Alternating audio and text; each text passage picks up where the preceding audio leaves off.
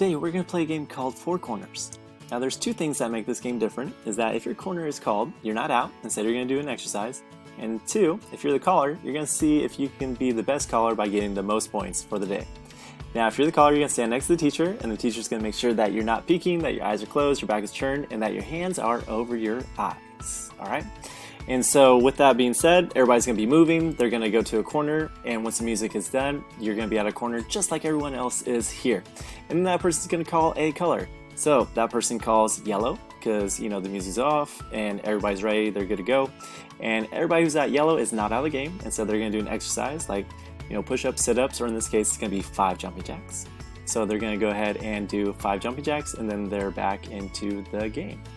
And once they do that, then I'm going to make sure that the caller has their eyes covered. But before I do that, I'm going to make sure that they get their points. So there's 3 people at yellow, so this person gets 3 points for round number 1.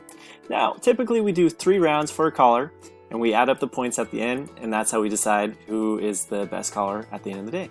So let's see how many points this person can get. So currently they have 3 points, they're going to cover their eyes again, and then we're going to start some music, and then everybody's going to start moving just like we did for round 1. Everyone's moving, and usually everybody's dancing, playing songs like Cupid Shuffle or something like that. And then by the time music is done, everybody should be at a colored cone, and then the caller is going to call a new color, and this time they choose green, and then those person have to do 5 jumping jacks. Once they're done with their 5 jumping jacks, and sometimes students do a little bit more, but make sure you only do 5. Then what ends up happening is that person gets how many points for this one? They get 2 points for this round.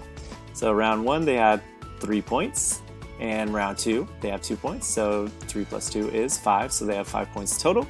And usually I do 3 rounds, this way everybody gets a chance to be the caller and see if you can be the best caller of the day. Now if you have any questions about it, here's some tips. And of course, if you like the channel, give it a thumbs up so more people see this video.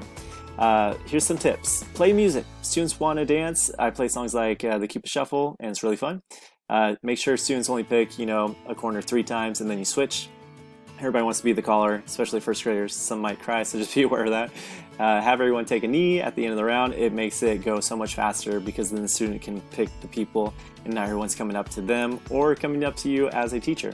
If you're wanting to pick the students as a teacher, you can totally do that. Just be like, hey, the people who are playing the best, following the rules the most, those are the people that you're going to pick. Then stand next to the person who is picking the corner to avoid cheating, that they're not peeking, and that people also don't accuse them of cheating, And this also protects the student because they have their eyes closed, people might want to tap them.